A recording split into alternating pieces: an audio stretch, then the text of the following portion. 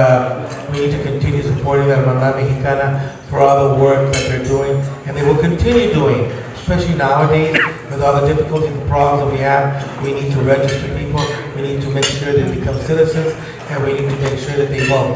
So for that, I am glad that I'm here. Thank you for allowing me to be here. Okay, so now I'd like to introduce to you the Executive Director of Hermandad Mexicana, Angelina Corona. Angelina?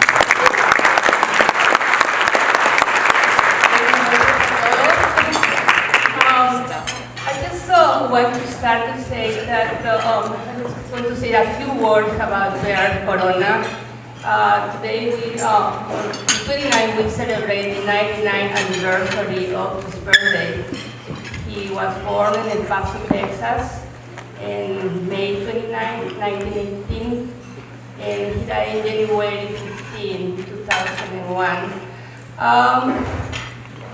If I were going to say something about Bert, I think the best phrase I describe him is that he cared much for the others. You know, the others were the undocumented, the women, and the ones who didn't have anything.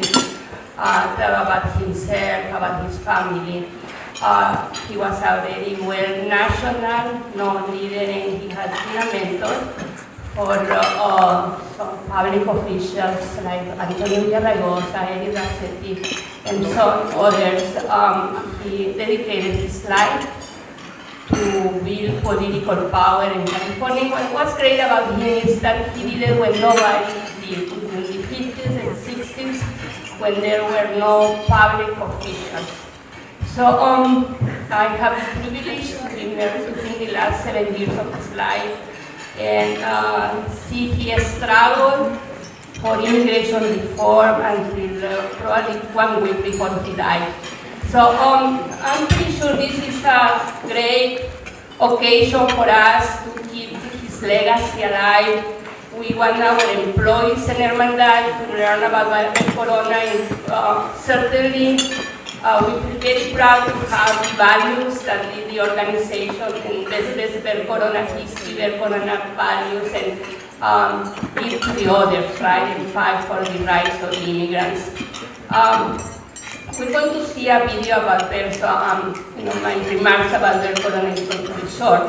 I just am going to take a great opportunity to introduce some people who are here.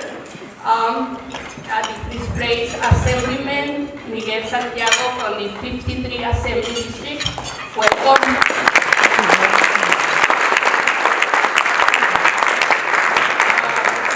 Today honorees Susan Cifuentes Triagueros,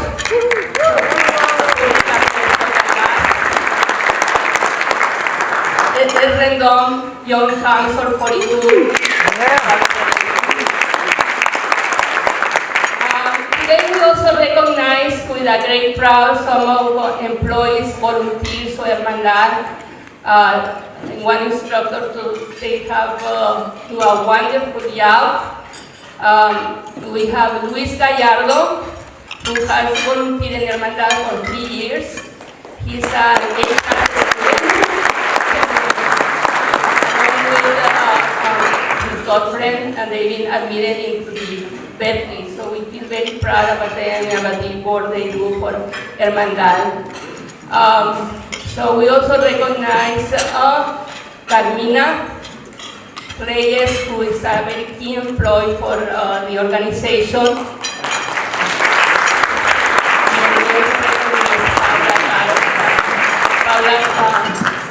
Claudia Palma, excuse me. With this work, this putting this event together is probably a job of not one person, right? It's not only my work, but also I work hand in hand with the administrative assistant of Hermandad, Raquel Chaudhry. Probably he's still checking on people outside. And also a great friend of mine, Ana Cubas. So she's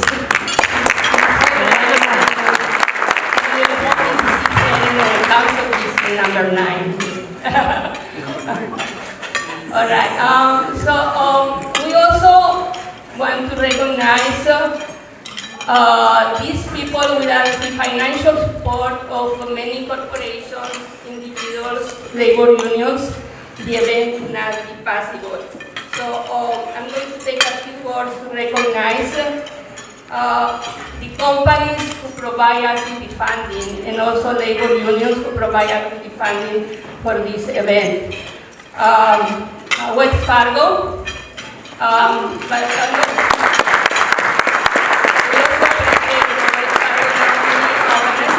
but they've been so kind in providing financial education for our new citizens. We also recognize COMUNIDAD Bank also for the great work they do. We also notice Endeavor Avista Foundation, Broadman Foundation, Teamster Young Cancer 42, COMUNIDAD Bank, Labor's International Union of North America, Local 300, Teamster Local 396. That's right, yeah. Socal Gas, Manufacturers Bank, Pro America Banks, the Office of Assemblyman Miguel Santiago, the Office of Councilman Jose Huizar, Youth Policy Institute, and Union Bank. We also want to recognize the presence of a great labor leader who is here with us, Ron Herrera, who is probably the highest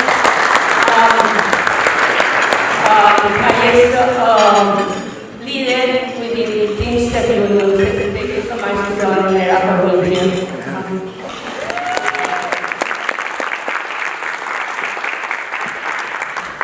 And Ms. Corona, please, if you would stand up for all the hard work you've done. Come on, you guys got fired up and up a little bit louder.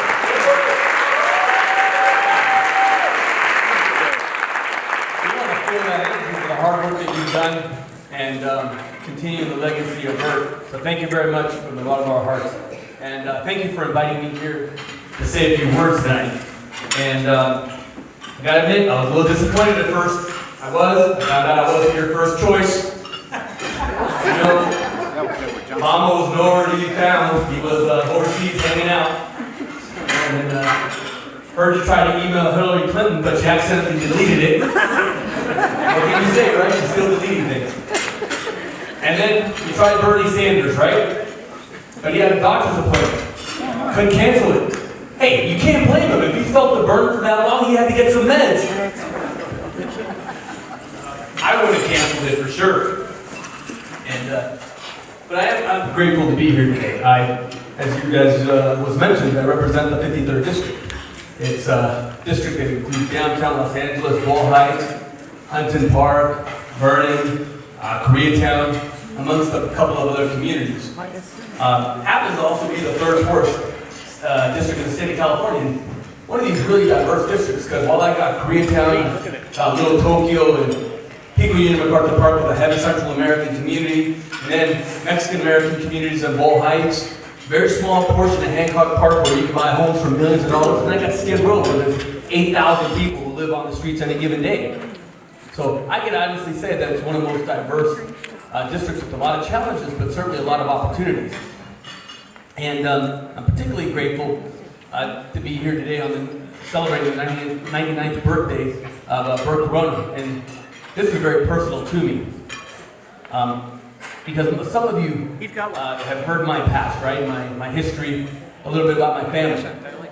My dad is one of those guys that Bert would have fought for. He came here at the age of 15 as an immigrant. And this is not a story unique to me, right? It's a story that a lot of us go through. He came here at the age of 15 because it's traditional in Mexico, from the area that my dad was from, that you would send your eldest to the United States. And they would work and they would send money back to Mexico. And this is how the family lived. And so my dad came here about 15, so the story goes.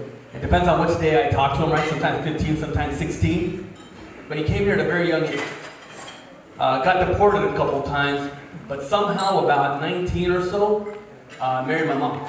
And then brought her to the United States.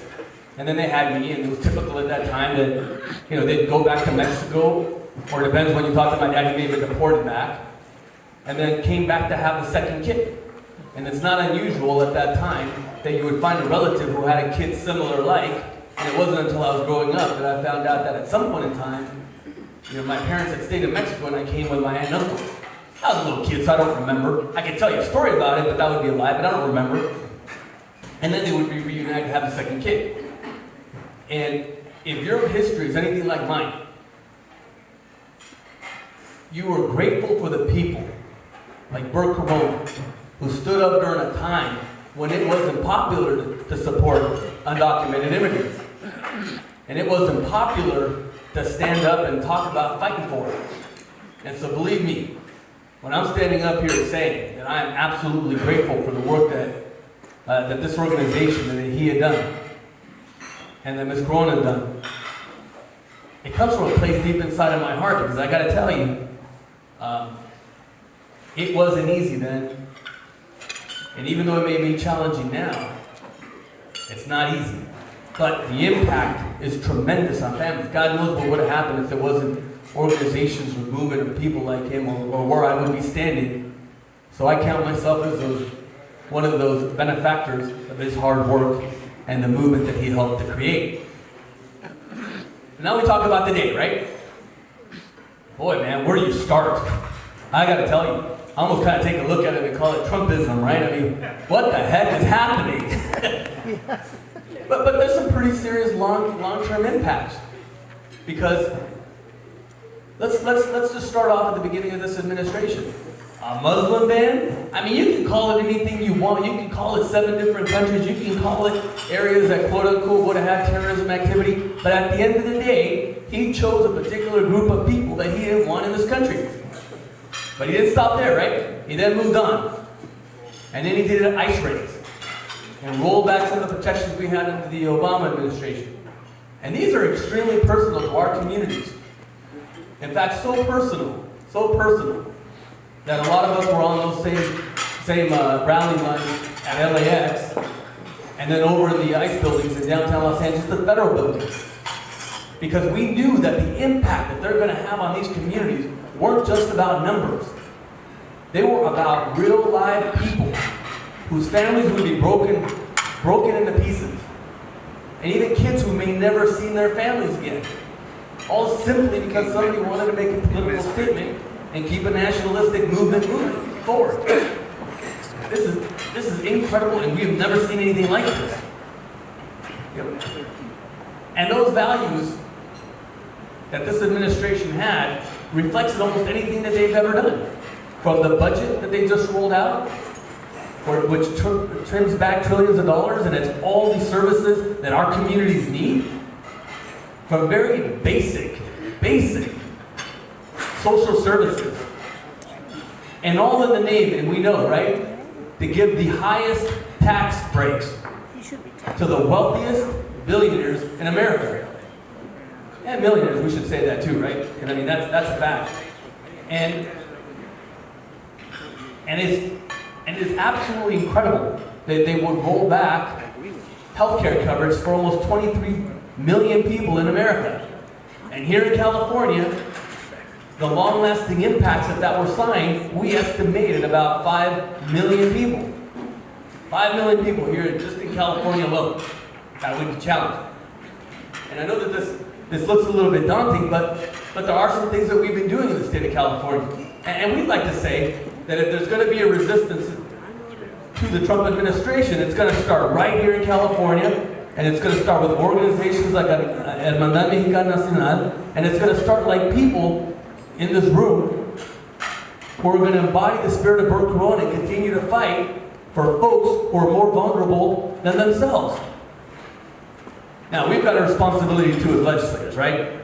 And we're going to do our part. And at the beginning of the year, in the Assembly, we started off with a resolution calling out the Trump administration, which was led by our Speaker, Anthony Rendon, to ensure that we called him out on the things that he was doing. But we didn't stop there, because some people say, well, what's a resolution, right? It's only a statement, etc. No, but it's a very strong statement on the first day of our legislative session that we would start by calling him out. Because we wanted to set the tone for the next couple of years, and particularly the next 4 years when he's in office, that we were not going to put up with the stuff that they were doing. And then we followed through and hired outside counsel. And we hired one of the best. we hired Holder to advise us in the legislature about how to fight how to fight in the strongest legal standing that we can. Because we knew that they were going to come down with some of the most incredible hate politics that we've ever seen. And we knew that we needed outside counsel. And then we didn't stop there, right? We then pushed hard to ensure that Becerra was appointed as our AG, because we knew that we needed somebody strong from our community who would represent our values and fight hard, and then he is. He's helping to organize other states that work like us to ensure that we fight back and we don't allow them to do the things that they're doing. And then we followed through on some legislation. And let's talk about some of these, but I'll only highlight a couple. You know, on the Senate side, De Leon, who's the Senate Pro Tem, authored, and then I principal code from the Assembly side, and a few others did, the Values Act, which we know as SB 54. It's a very basic concept, because we said, if you're going to participate, or in this case, ICE, if they're going to do raids in our communities, and they're going to try to deport our communities, you are not going to use California tax dollars or any public agency to do so. Because they're not going to be able to do it if our schools are not involved. They're not going to be able to do it if law enforcement's not involved. And they're not going to be able to do it if any of our cities, any of our counties, and our state is not going to participate with them and help with the deportation of people. We're just not going to do it. And so we're pushing extremely hard. So here's my infomercial and plug, so that if you see a legislator, don't take it as assumed that they're going to vote for this. You got to remind them to vote for this. Because we're not going to stand in California and allow them to take our people back and to do this race mongering like they did many years ago. And so I would urge you, and that's not the only piece of legislation. We probably did about a dozen or so, and we're continuing to go up and down the state and talk to folks. We're continuing to do town halls. We're continuing to fight back and ensure that California becomes a safe haven for immigrants, because we know the value that they bring to this community and to this state. And then we are also supporting some of the legislation that's happening in the U.S. Senate. In fact, this morning I presented AJR 10, which would back Senator Harris's piece of legislation in the House that would basically say that immigrants who are detained have the right to legal representation, and then just basic stuff like food and water. I mean, could you believe that? They've been detaining people without food and water, and the ability to even contact an attorney. And this is really important, because if they're pressured to sign on to something that gets rid of their immigration opportunity, or their opportunity to become documented, if you're under despair, you might just actually sign this. So we're saying, anytime somebody signs this and they've not talked to their attorney, it should not be valid. And this is a pretty important thing. Now, we've also pursued some of the One California dollars, and some of the other dollars that we're not pursuing, so that folks in our communities have legal representation should they be detained, and even more importantly, should they be deported, that they have the opportunity to seek legal representation abroad, so they can get back into the country. And this is incredibly important, because we do not want to break up families. And then in the past, we've also followed through with the Trust Act and the DREAM Act, and a number of legislative and budget proposals that we're continuing to fight for, to ensure that we protect our communities, and particularly those most vulnerable, which are our immigrant communities.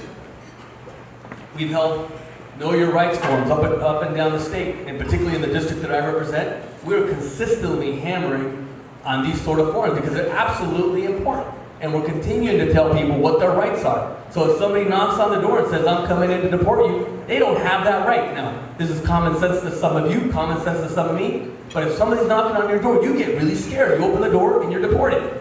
And so we're taking the time to go to almost every community we possibly can and tell people, you have a right. And it's the same right that every other human being has under the state constitution, and under the federal constitution, to ensure that you have those rights, you maintain them, but you got to know them first, and we tell people those things. And last but not least, this is where we urge you to also participate. Good old-fashioned activism. Man, you can't beat that, I gotta tell you. And some people may say, well, what the heck are you doing at a rally? Why are you guys out? You're not gonna change the world screaming and yelling, but we have.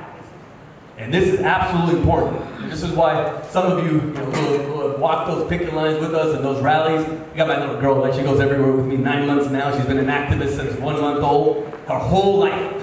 And then my kid is 4 months old. So we make it a whole family affair to do this activism thing. But I'll tell you, it has an impact. Because we know that when they did that at LAX, and we caused havoc for 3 days, and we were out there, we knew that if we did this across the country, they weren't going to do it again.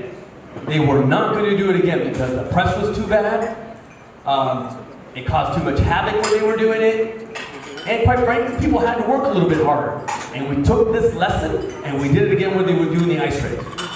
And if you take a look at some of the stuff that we did in the federal building in downtown Los Angeles, if they helped somebody, we didn't care who it was. We went out there and we stood out there for hours. And hours and hours. You know, in fact, some of us, including myself, was holding my little girl that I think at 5 months old at the time, and we weren't going to move from those trucks. And we told them very clearly, we were not moving, you're going to have to run over us. And we knew they weren't going to run over kids. But here's what he did. When they started in the San Fernando Valley, you guys remember those, right? They would do the stops. People started rushing over there. Here's what we learned. It is going to cost them a tremendous amount of money and resources if they're going to hold everybody out there for a long period of time, and if we're going to block, and if we're going to protest, if we're going to be the activists that we know we could be. When we're in downtown Los Angeles, what we found out was that the ICE director in the local area couldn't go home that day. And we kept them out there until about 1 o'clock in the morning. And they kept all the entire ICE crew there as late as the director was. So we knew, and there was a strategy behind it. Besides all the legal stuff we're doing, besides all the legislation we're doing, we knew that it would drain their coffers. So you've got to, you know, there's also responsibility for everybody in this room to step up, that when they have those actions, you have absolutely got to show up, because it has an impact. It absolutely has an impact, and we knew this. I'll tell you a quick story that happened maybe about 2 weeks after we did these actions in downtown Los Angeles. They picked up a woman who was associated to one of our parishes in Bow Heights. They drove her around, and about 2-3 hours later, when ICE found out that we were starting to activate, and we were on our way to the detention center in downtown Los Angeles, the gentleman and the folks who had stopped her, the ICE agents, pulled over, and they went back to where she lived, where they picked her up. And they told her to get out of the car and run. They told her to get out of the car and run as fast as you can, and do not tell anyone that we let you go. Because they knew what was going to happen if they went back to that station. And that's exactly what we were trying to get to. Because activism and good old-fashioned activism absolutely works. So we've got to show us. And look, we've been through these fights before. Unfortunately, it has an impact on folks. And we went through the 60s and the 70s. We went through the entire civil rights as you know it. We went through 187. We went through 226, 227. And then we went through Proposition 209, which actually really was a catalyst for me getting involved. But we know one thing, that we can beat them back. And there is absolutely no doubt that we can beat them back, because we have every single time, and we come back much stronger than the last time. And that's only going to be possible if we continue with the kind of work that Hermandad Mexicana Nacional and all our labor partners and our community organizations have been doing for a long time, which is the ability to organize people and work extremely hard to fight back. And this is absolutely the time where we need to step it up. You know, now, I'll tell you a closing story. It kind of motivates me day in and day out. And there's this lady in our neighborhood. She kind of protests me every now and then. Her name's Irene. She kind of was agitators and always feisty, you know. But I kind of took a real liking to her, right? And I kind of like it when she beats me up every now and then because I can show up in public and, you know, she's always advocating for something. And, you know, I saw this in my Facebook the other day, because people don't call you anymore, right? They Facebook it. But she taught me a very important lesson. And, you know, she sent me a message. And she said to me, and I have to read this because I'll quote her. I won't say her last name because I didn't have permission to do it. If there has ever been a time for well-behaved and well-dressed progressive politicians, organizations, and leaders to remember what they were doing before they became well-behaved, this is it now. And then she put a fist in the air and said, fist in the air, brothers and sisters, because this is that time where we've got to rise up and fight back as hard as we possibly can.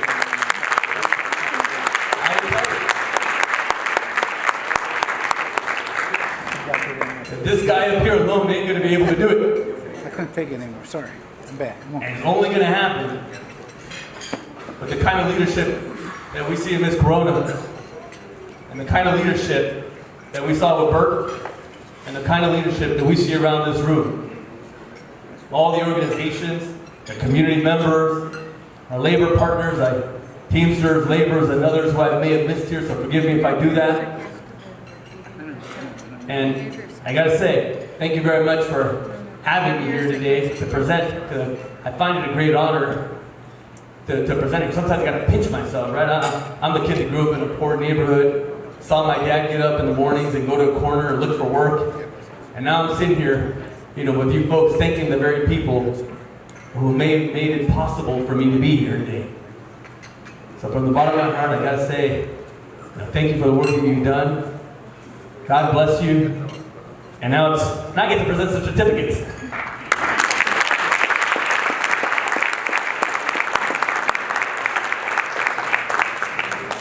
Oh, and congratulations to the honoree, Brother Ed Rendon. God bless you for your work. It's like a joke around and say Rendon is muy chingón, right? Oops, hope nobody got that on tape.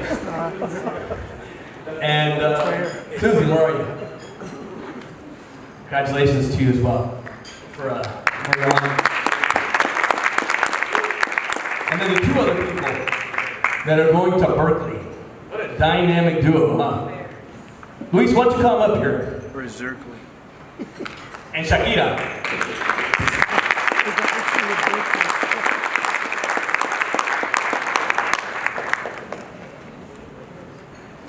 How about we do Luis first? Just kidding, we're doing the women first. Come up here, Shakira. Don't get ahead of yourself, Luis.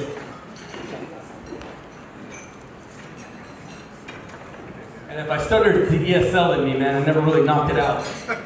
True story, I was an ESL student. Shakira Cordova, I wanted to present your certificate of recognition from the state of California and myself and my colleagues for the great work that you've done, all the volunteer hours, and the awesome person this is going to be. Because if I ever saw a woman who could become the first Latina president, guys, she's it.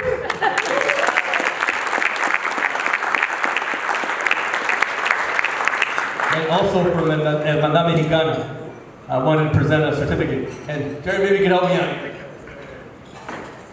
That's his way of saying I don't have the muscles.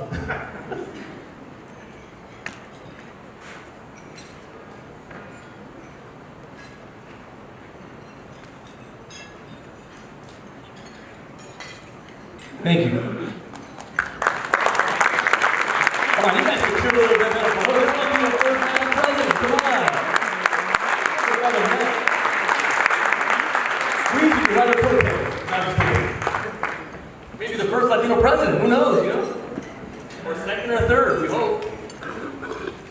Luis, Gallardo, I want to present you a certificate of recognition for the state of California for myself, for all the work, all the volunteer work that you've done for the Hermandad Mexicana, and we know all the many years of activism and leadership that you're going to have, both at UC Berkeley, because he's going to UC Berkeley as well. And the rest of your life, brother.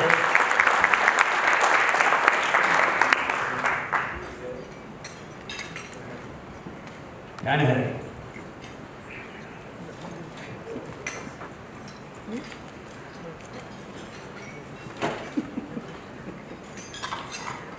So once again, thank you, and God bless you. Bye-bye.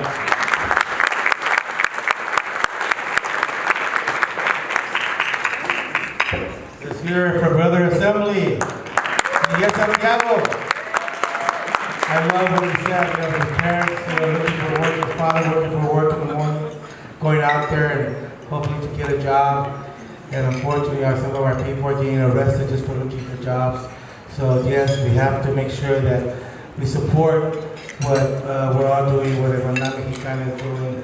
And again, thank you for being here. Okay, moving along, now we have the video presentation of Hermandad Mexicana Nacional. No tuvieron la educación en su país de origen. Es tanto. Realmente un buen logrado, gracias a la Hermandad Mexicana.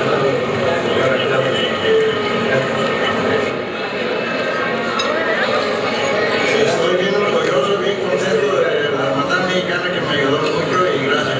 Feliz de haber llegado a este momento de hacer mi ciudadano.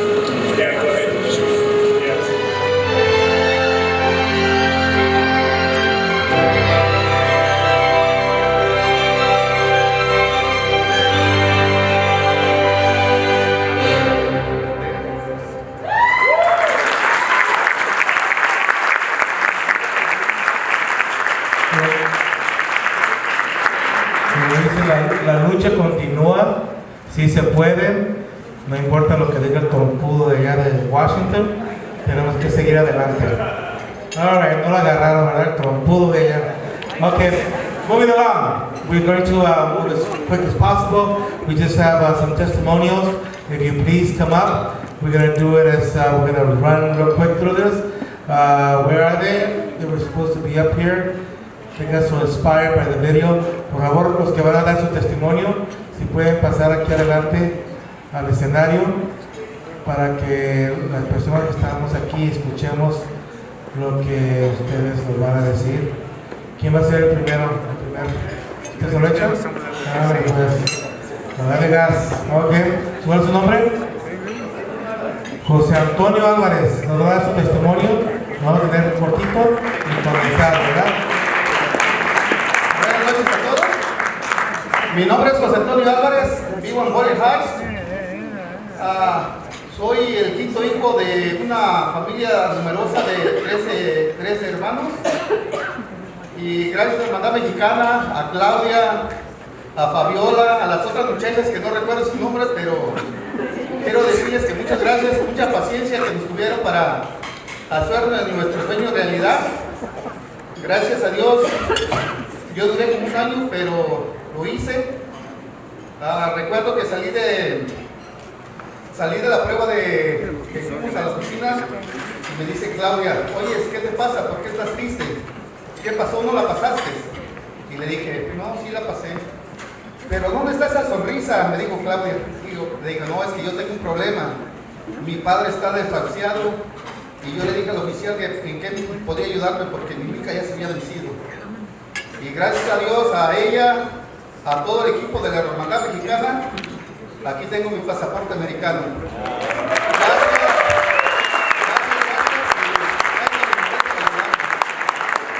Muchas gracias. Vamos a la siguiente persona. Buenas noches, damas y caballeros. Mi nombre es Sonia Córdoba. Vengo de la ciudad de Inglewood. Estuve 7 meses aquí en la Hermandad Mexicana aprendiendo inglés, aprendiendo un poquito de cada cosa de ese bello país. Y sí, soy del verbo sí la hice. Pasé mi examen hace poco.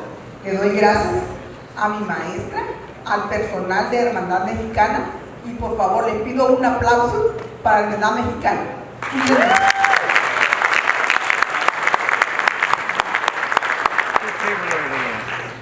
Buenas noches, soy Roberto Faustino Cruz. Quiero dar las gracias a la Hermandad Mexicana por esta oportunidad que nos dio para realizar parte del sueño americano y muchas gracias a todos.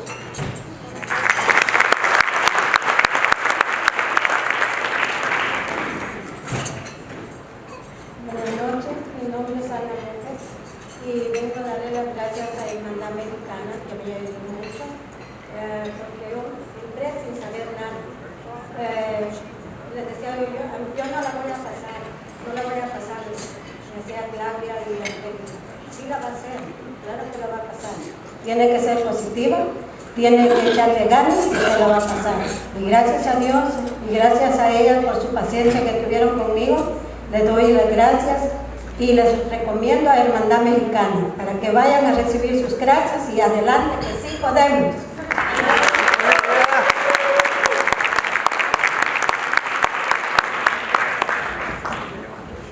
Buenas noches, yo soy Figueroa y le doy las gracias a la Hermandad Mexicana, gracias a ella, a las maestras y a todas las personas que trabajan ahí. Muy amable, gracias porque ya soy ciudadana. Muchas gracias por el testimonio. Thank you very much for your words, and that's what Hermandad is all about. De eso se trata lo que está haciendo Hermandad Mexicana, y por eso tenemos que seguir apoyando. Le recomendamos que lo hagan. Ahora, para presentar a nuestros propios, a los próximos que van a recibir los premios, tenemos un amigo, un gran señor que siempre está ahí con nosotros. He's an individual that's always helped individuals get elected, and he's a great friend, not only of mine, but of most of us in the community. He was elected International Vice President of the Western Region, Secretary Treasurer of Local 396, Executive Director of the National Hispanic Caucus, and Trustee of Joint Council 42. He has been a trustee, he's been a Teamsters since 1975. Ron Herrera was also the recipient of the 2015 Bert Corona Leadership Award. Ron Herrera has the honor of presenting the next award to a very good friend of ours. So I won't give the name out. So please, let's give a good welcome to Ron Herrera.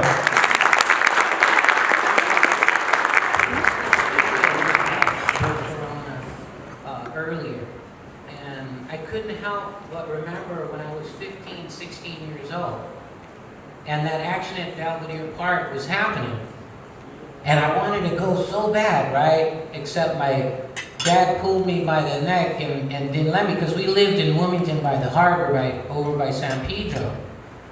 But I have been following Bert's career, right, and the things that he did since I was 15, 16 years old. This isn't new to me. It's why, you know, I participate here. But I was part of the blowouts, you know, everybody my age, you know, some of my friends are here, they probably walked out of school too, I did too, right? I remember when I asked my dad when he did the moratorium, the Chicano moratorium, right? I didn't know what moratorium was, right? So my dad made me look it up in a dictionary because, you know, we didn't have computers back then, so I had to look up what the word moratorium meant and then put Chicano to it, and obviously, you know, I figured it all out. And the political side that he created. Edward Brendan, right?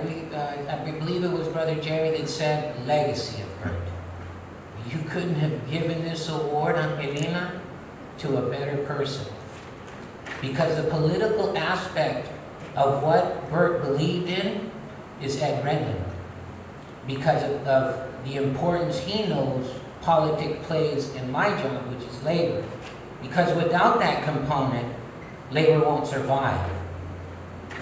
But Edward's foundation starts with his parents,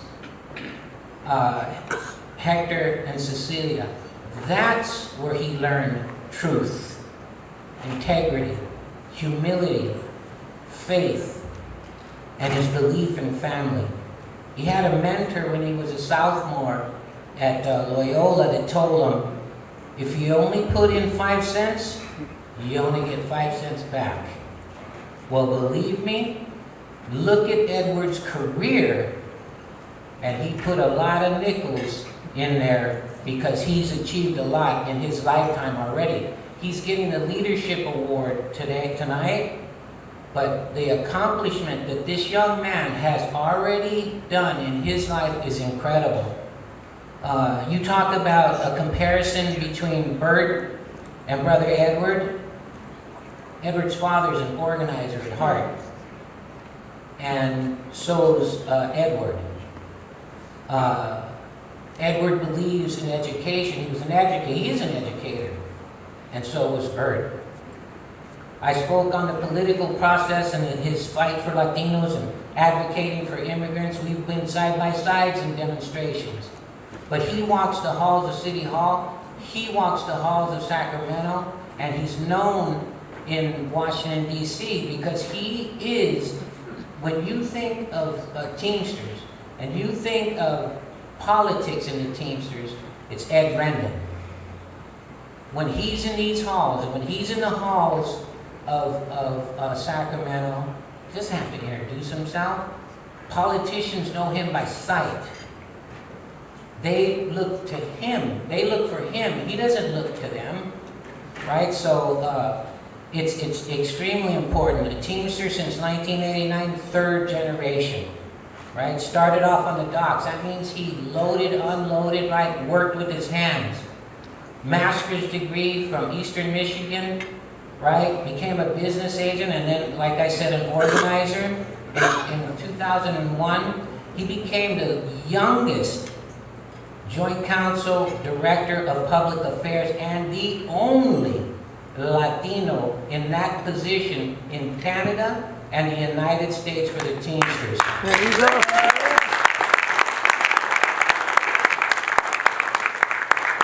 Look, in his video, he talked about the waste industry.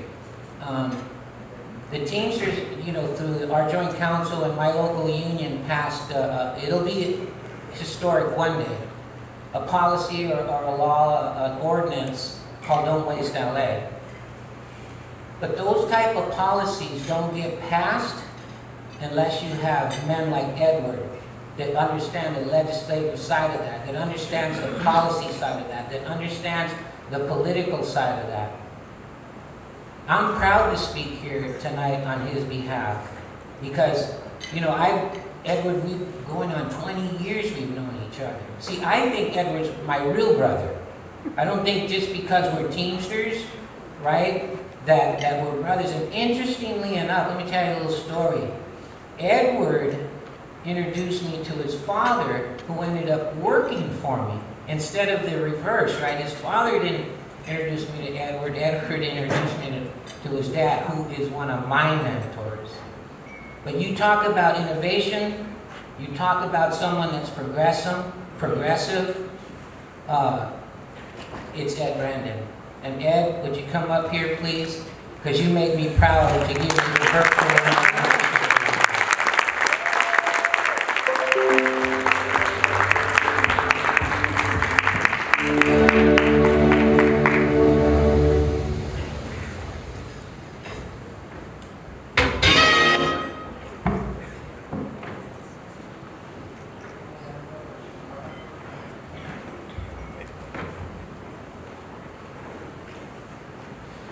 Thank you, Ron, for such a wonderful introduction tonight.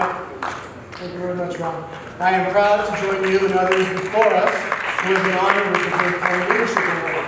So I usually do speeches right off the cuff, but I wanted to prepare tonight because there's a lot of points I wanted to convey. So good evening, ladies and gentlemen. I'll be brief. In my 22-year career with the Teamsters, I've enjoyed many moments behind the scenes, identifying problems, executing solutions for whatever my leadership and my members needed in that moment. It's truly been a joy and well worth it. I am not accustomed to being in the light like this, but rather in my role of providing a support system for my leadership and those I serve with in labor and my other activities. One of my favorite sayings ever is, in the joy of others, you will find your own. So to be honored tonight is very nice recognition, and I'm very humbled by the honor.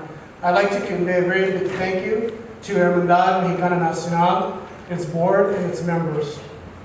I was pleased to see that tonight's theme, Continue the Vision, is the focus of the program. The message is very positive and directs us to action. This is an organization and surely a room of action, am I right? In reviewing the short and significant life of Bert and Ron, I feel his presence, energy, and spirit with us tonight. It's in all of us. As Latinos, we share much passion in our way of living and working, but our commonality and esprit de corps begins with our journey to this country. I am proud of both sides of my family, the Rendon side and the Bassett side. My grandfather Ignacio Rendon left his home state of Sinaloa and came to the United States as an immigrant seeking work and a better life. As a Teamster organizer in the central produce market of downtown Los Angeles, he paved the way for 2 more generations of Teamsters to follow him as Teamster organizers. He married my grandmother Lupe, who came to Los Angeles from Mexico City. My maternal side also found a new life in Los Angeles in the early 40s. Ernesto Bassett from Guadalajara married Amelia, who was also raised in Mexico City. In the course of time, Hector and Cecilia, my parents who are here tonight, thanks for being here, met while growing up down the 101 here in Echo Park. In 1968, they married, and yours truly was born in Hollywood in 1969. What do you think about that? He also had the vision to create this very organization where we are gathered here tonight, Hermandad Mexicana Nacional. Among other organizations he founded was the Mexican American Political Association. His father fought the Mexican Revolution in 1910, which surely provided an activist spirit in him for the rest of his life and work. In the late 30s, while my grandfather organized produce workers in downtown LA, Bert was organizing cannery, agriculture, and packing workers. After the bombing of Pearl Harbor, he volunteered for the Army Air Corps. He witnessed discrimination against Mexican-American enlistees, which furthered his passion and desire to take on the fight for his people. He taught Chicano studies at Cal State LA in the 70s and 80s. I find it very interesting that he educated the majority population that immigrant workers were not temporary, but a very significant part of the population. He was way ahead of his time on this, and look at us now. I will conclude by noting the power of our families and our places of origin. Bert Corona knew this, valued this, and dedicated his entire life for social and economic justice for Mexican and Latino immigrants.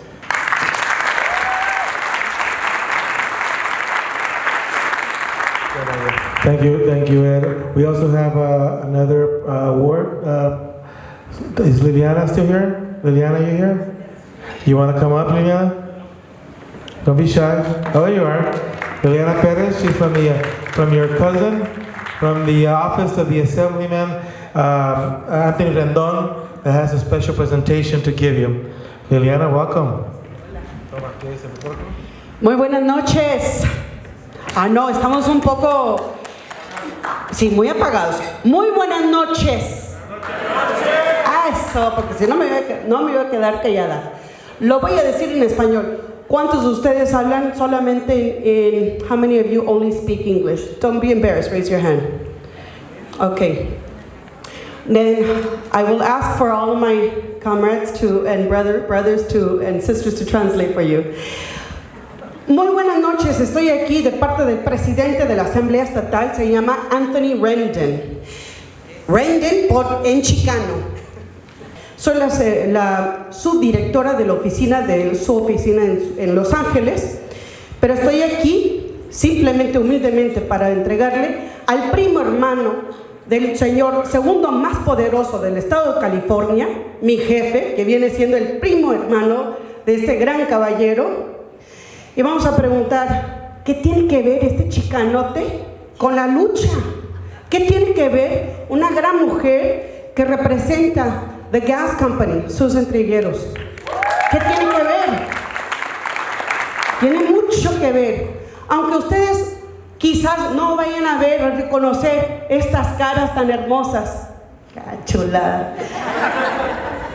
Pero tienen que reconocer que siempre que estamos en el Capitolio, en Sacramento, en Washington, D.C., estas caras siempre están al frente de parte de todos los inmigrantes que no tienen papeles, de parte de todas esas personas que están limpiando los hogares, que están cuidando a los hijos, que están aquí sirviéndonos a nosotros.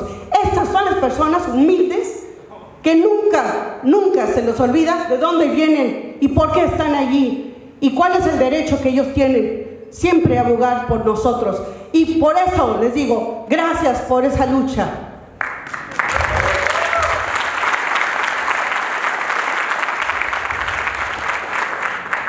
Así es de que, sí, estos chicanotes que tenemos aquí, que están en la lucha con nosotros, que nunca se les ha olvidado, empezando con mi jefe, Así es de que con mucho cariño, con mucho respeto y con gran admiración de parte de tu primo hermano, que viene siendo mi jefe, se te le agradece mucho y siempre estamos contigo porque siempre has estado con nosotros, los inmigrantes. Gracias, hermano. Gracias. Y humildemente le voy a presentar este obsequio de parte de tu primo hermano, así es de que te va a deber algo más grande, así es de que en honor de tu liderazgo te presento el certificado, con permiso.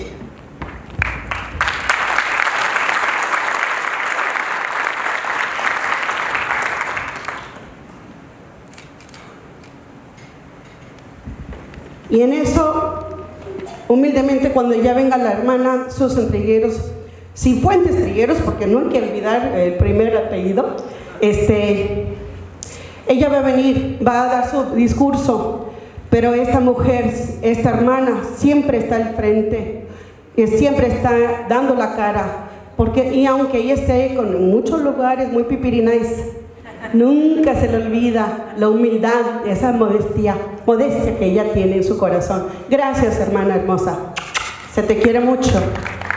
Con permiso, buenas noches.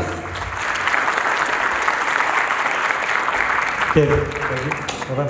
Ron, would you like to come up and take a picture with Ed and everyone else?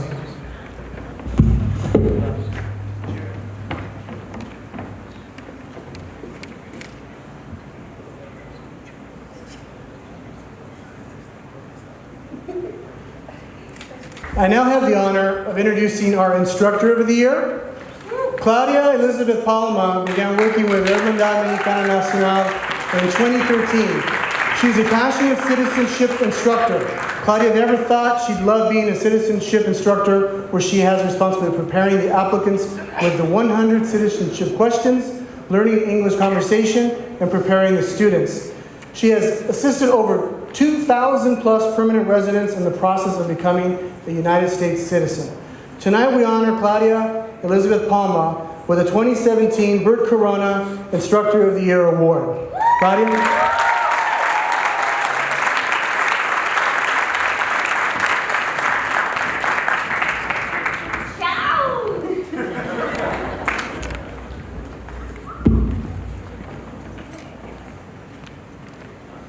Quiero dar las gracias a todos ustedes porque todos ustedes han sido parte de mi logro, ¿verdad? De este sueño de poder ayudar también a estas personas. Le quiero dar las gracias a Bert Corona porque no estaría aquí si no fuera por él. Mi mamá, mi papá también se hicieron ciudadanos, fueron a las clases con Hermandad Mexicana y así es como yo conocí de esta organización y ahora estoy feliz de poder ser parte de ella y de poder seguir ayudando a más personas, así como Hermandad Mexicana ayudó a mis papás.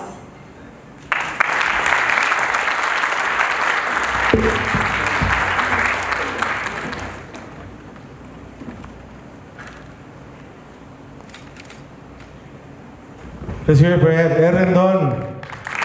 Congratulations. Good luck in your new endeavors. Okay, moving along. We're a little bit behind, but we'll make it up.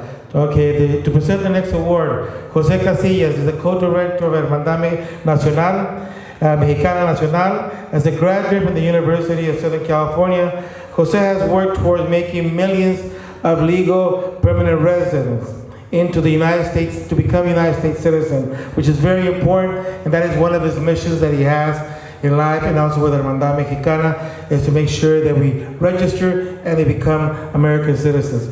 Jose has the honor to present the Bert Corona Leadership Award of Corporate Participation. Jose. Gracias, Jerry. Gracias. Buenas noches. Buenas noches. Para mí es un honor estar aquí esta noche con todos ustedes, celebrando el legado que nos dejó el señor Bert Corona. Empezamos con algo pequeño y ahorita es una bola de nieve que no podemos detenerla. Les pido un fuerte aplauso para todas las personas que hacen posible día a día, que trabajan muchas horas para hacer miles de ciudadanos. Un aplauso, por favor, a todos los compañeros.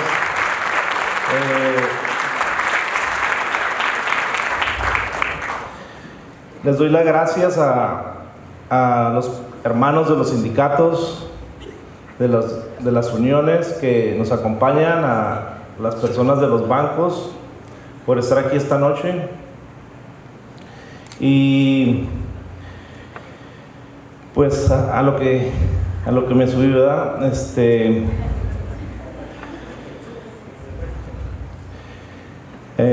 We're gathered here tonight not only to celebrate the life and memory of Bert Corona, but also to celebrate those who have dedicated their life's work to continue his vision.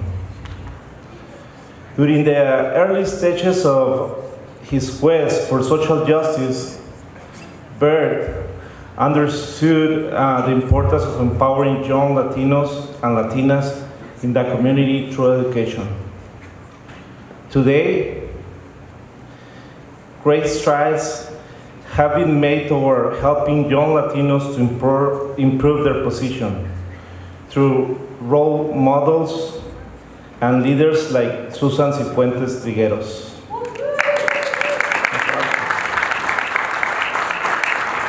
Susan has utilized her leadership position in Southern California Gas Company to become a beacon of hope for young Latino and Latinas through her work of involvement in a variety of leadership positions.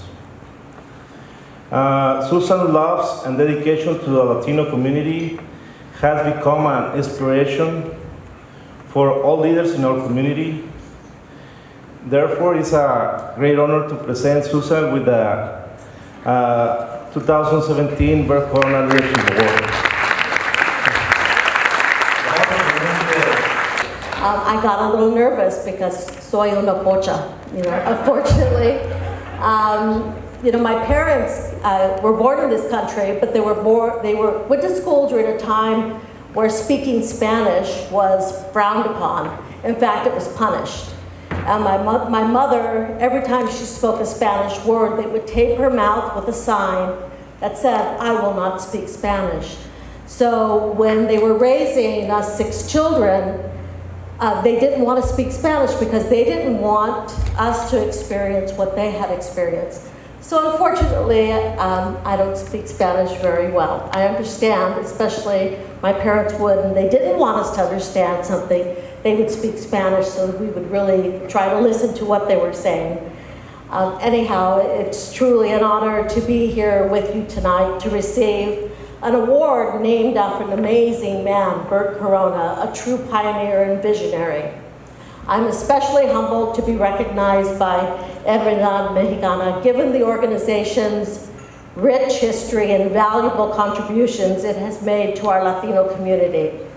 Hermandad's leadership in advocating for Latino families is something we can all be proud of. So thank you, Hermandad, your board of directors, staff, volunteers, and funders for making dreams possible.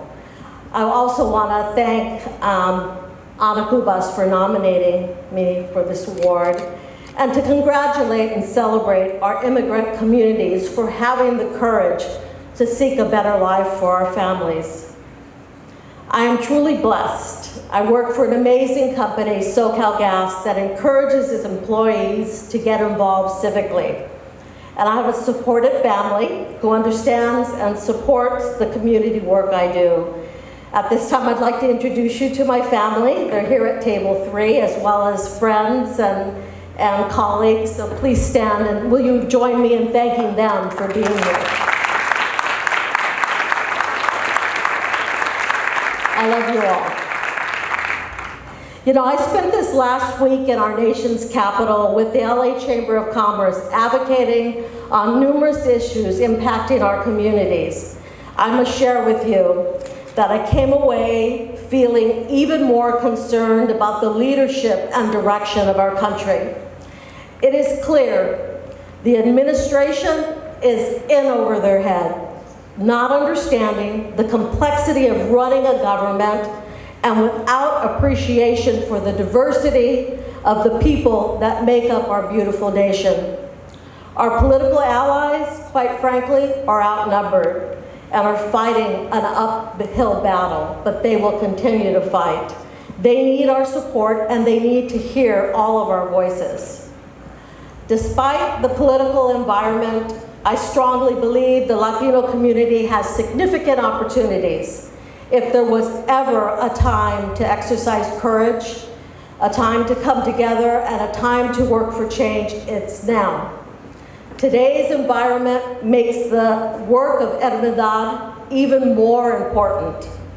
It is critical that every eligible Latino become a citizen, every Latino citizen register to vote, and every Latino registered voter vote. We have the numbers and the potential power to decide who runs our country.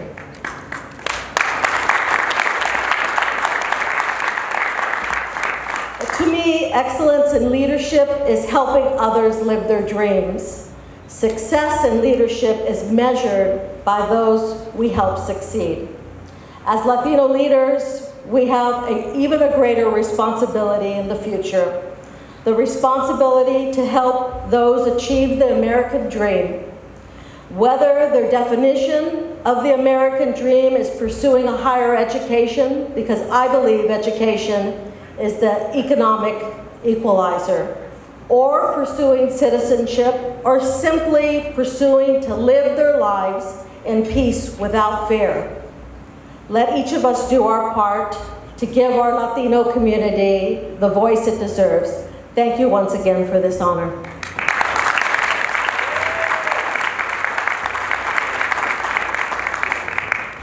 We also have, Suzanne, we also have a certificate from the Assembly from Miguel Santiago. And, oh, that one. You haven't given that one out? Okay, let's take a picture first.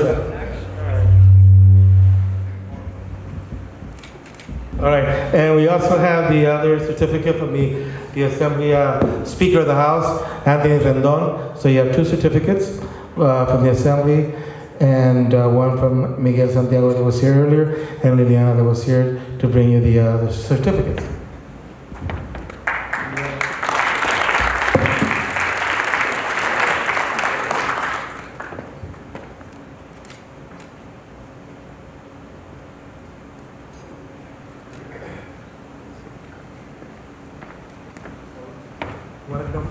Ms. Cubas and Angelina, you want to come up, please? So you can take a picture since you nominated her.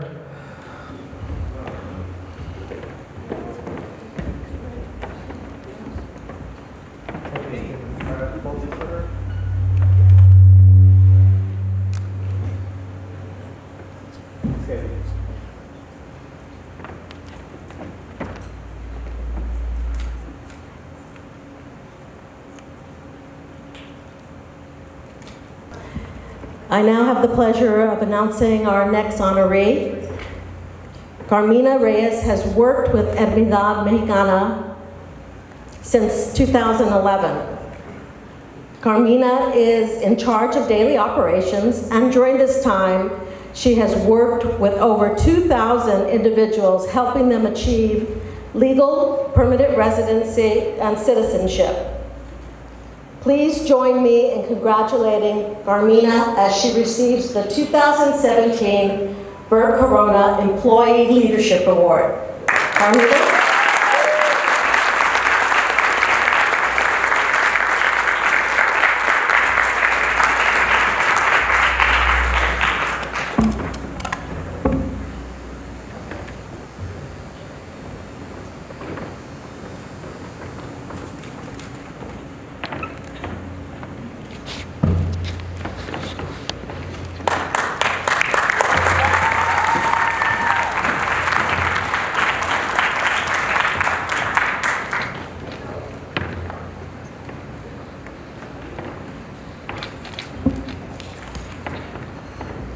I'll just read it off my phone.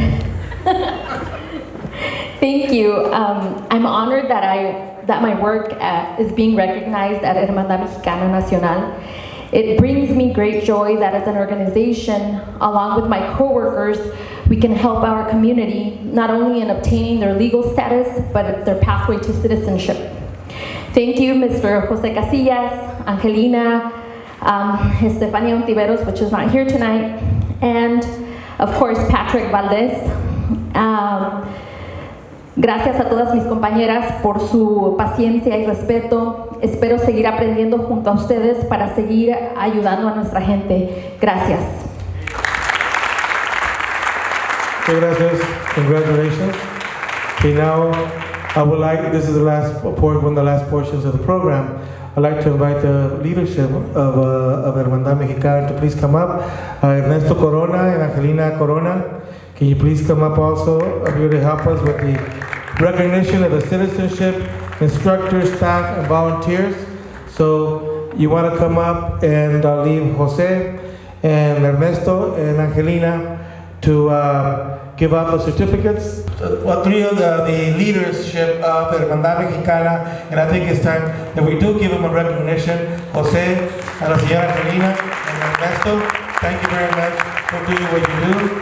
So Ernesto, you want to read them, and you guys are going to line them up. Claudia Palma, Carolina Reyes, Fabiola Nevares, Viridiana Calderón, Angélica Sánchez, María Hernández, María Santos, Karen Vargas, Angélica Molina, Rocío Luján, Zaira Sánchez, Karen Velázquez, Lucila Gómez, Tania Arcos, Socorro Parrales, Sergio Paez, Nubia Revuelta, Emma Gallegos, Diana Ramírez, Rosario Godínez, Eva Salazar, Sidney Cortés, María Mercado, Angélica Pulido, María Cornelio, Guadalupe Bautista, Maggie Beth Méndez, Margarita Castellanos, Rakesh Chowdhury, Jessie Martínez, Priscila Casillas, Nidia Aparicio.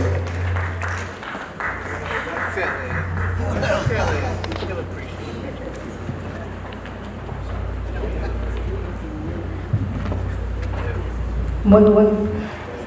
También hay otras personas que han servido aquí a la organización y que faltan algunos certificados y por favor pasen al frente. Grimaldo Aranzó from Comerica Bank.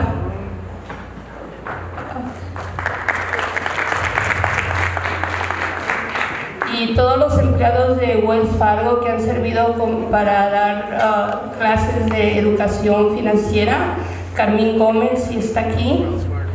Daisy Galvez, que pasen por aquí al frente. Tenemos un certificado para ustedes. Si están aquí, pues pasen al frente.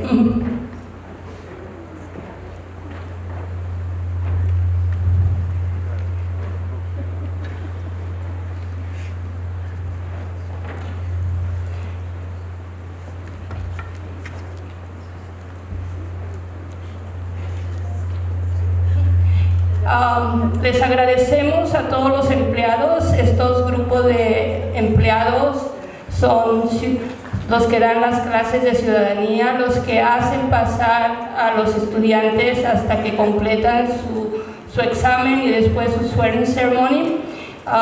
Ellos esperan este día, ¿verdad? Que es el día que son reconocidos por su trabajo. También los persuadimos, ¿verdad?, a que vean en cada cliente a los principios de Ver Corona, ¿verdad? a otras organizaciones no tienen un líder grande, ¿verdad? Como Ver Corona, y es lo que nos guía, ¿verdad? En servir a la gente todos los días. Este evento también nos sirve para, pues, dar a conocer a nuestra comunidad quién fue Ver Corona, ¿verdad? Y en la organización donde estamos está gracias a él, a su trabajo político. No nada más volvernos ciudadanos, ¿verdad? Pero estamos comprometidos a llevar a las personas a las urnas. El porcentaje de latinos que votan en las elecciones locales es muy pequeño. Y ahorita, por ejemplo, tenemos el Distrito 9, ¿verdad? Y aquí a la derecha está nuestra candidata para el Distrito 9, Ana Cubas. Es un distrito donde, un aplauso, donde está muy pobre, las calles están muy descuidadas y un gran porcentaje de los votantes son, desafortunadamente, con todo respeto a nuestros hermanos afroamericanos, pero también debemos de impulsar a nuestra gente a que vote, ¿verdad? A que salga a votar en las elecciones locales también. En este año tuvimos algunas oficinas de hermandad sirvieron como polling places, como precintos para que estimular a que nuestros ciudadanos que ya se completan su ciudadanía vayan a votar también, ¿verdad? Como Bert decía, ¿cuántos somos? ¿Cuánto vales? ¿Verdad? Y si somos y valemos, ¿verdad? Pues vamos a valer mucho más como comunidad. Aprovecho aquí la oportunidad para agradecer a la presencia de Ron Herrera, de Susan Cifuentes, de todos los personas, de Rendón, que su trayectoria ha sido alrededor de enforzar los derechos laborales, de pelear por la comunidad, de tomar un liderazgo en muchos aspectos políticos. Entonces, muchas gracias nuevamente a todos, nuevamente también a los empleados de los bancos que están aquí, Manufacturers Bank, que nos ayudan, no nada más con su ayuda financiera, pero también con su asesoría. Jan Murillo, por ejemplo, nuestra amiga Elba Sokup, de Manufacturers Bank, ¿verdad? Que nos ha ayudado a juntar juguetes para repartir en las oficinas. Y pues a todos ustedes, ¿verdad? Yo sé que todos ustedes tienen alguna forma de contribuir con el legado de Ver Corona. También, bueno, tenemos varios proyectos en la organización. Si nos quieren ayudar, aquí estamos muy dispuestos para recibir ayuda, asesoría, guía de todas formas. Muchas gracias.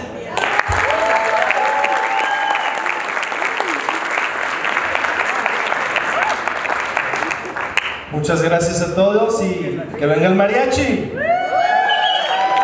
Nos vemos el año que entra.